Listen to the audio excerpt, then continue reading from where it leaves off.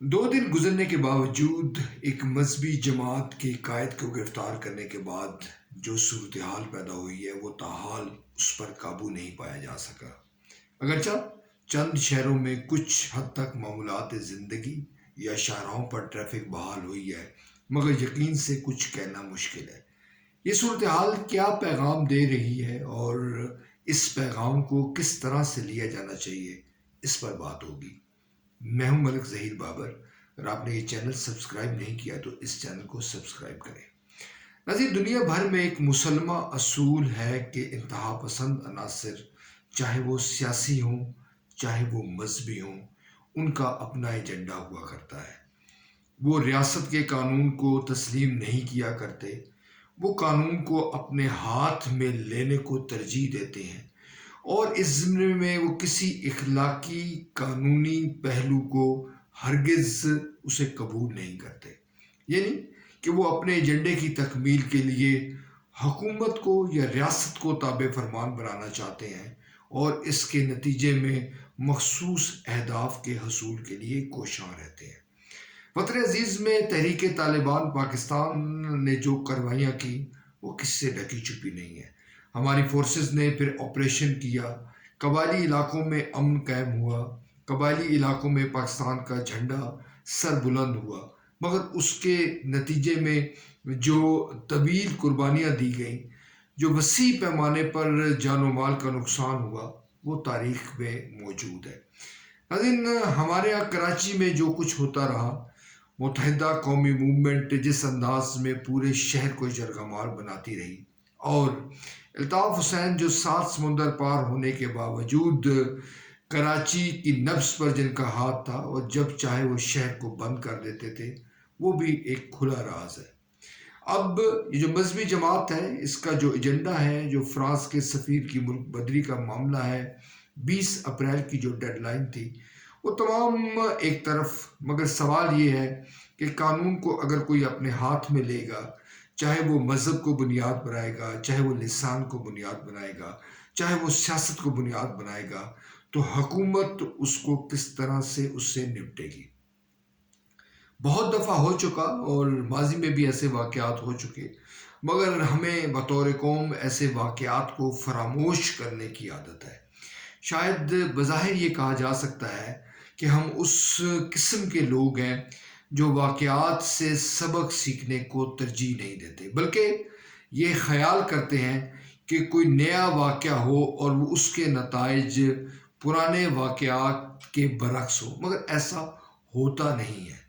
یہ اب ایک سنجیدہ سوال ہے۔ پولیس کے ساتھ جو کچھ ہوا، شہریوں کے ساتھ جو کچھ ہوا، امن و نظام زندگی جس طرح سے معطل ہوا، وہ معاملہ کہاں جا کر رکے گا؟ اگر ہم یہ کہتے ہیں کہ قانون سب کے لیے برابر ہے، تو اس وقت یعنی یہ جو چند روز قبل کے جو واقعات ہیں وہ اس کی نفی کرتے ہمیں نظر آتے ہیں۔ ہمیں یہ نظر آتا ہے کہ قانون صرف کمزور کے لیے ہے، جبکہ طاقتور چاہے وہ کسی بھی شکل میں ہو، اس کے لیے قانون کی جو رکاوٹ ہے وہ کسی طور پر مؤثر ثابت نہیں ہو رہی۔ یہ سوال ہمیں اپنے آپ سے پوچھنا چاہیے۔ اگر ہم یہ سمجھتے ہیں کہ پاکستان ایک روشن محفوظ مستقبل اس کا منتظر ہے، تو ان واقعات کا سدباب کرنا ہوگا، ان عوامل کو بھی ایڈریس کرنا ہوگا جو ان واقعات کے پیچھے محرکات کا باعث بنتے ہیں۔ ہمیں پسند ناپسند کی بجائے محض قانون کی بالادستی کی جانب راغب ہونا ہوگا، قانون کی بالادستی پر دل و جان سے یقین رکھنا ہوگا، اور اقوام عالم میں خود کو تماشا بننے سے گریز کرنا ہوگا۔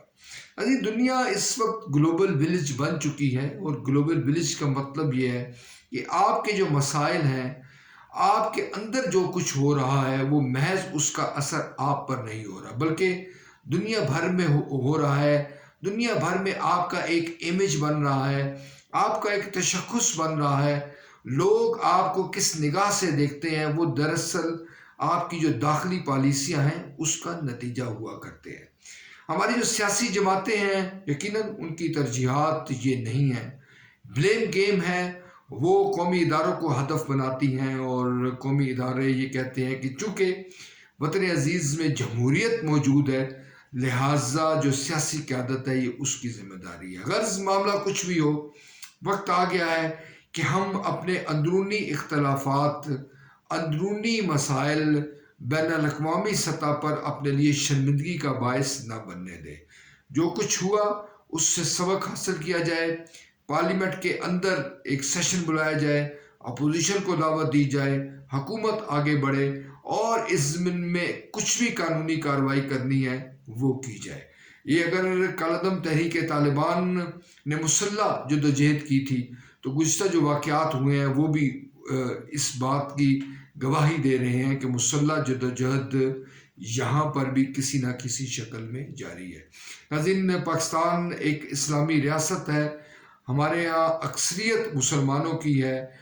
کوئی ایسا قانون یہاں پر بن نہیں سکتا جو قرآن و سنت کی روح کے خلاف ہو. لہٰذا اعتماد میں لینا ہوگا اپنے لوگوں کو، ہمارے اکابرین کو آگے بڑھنا ہوگا، ہماری جو اہل مذہب ہے ان کو آگے بڑھنا ہوگا، ملک کے لیے کچھ کرنا ہوگا، ملک کی حفاظت کے لیے، ملک کے روشن مستقبل کے لیے ہر ایک کو اپنی انا سے، اپنے گروہی مفادات سے آگے بڑھ کر اپنا کردار ادا کرنا ہوگا.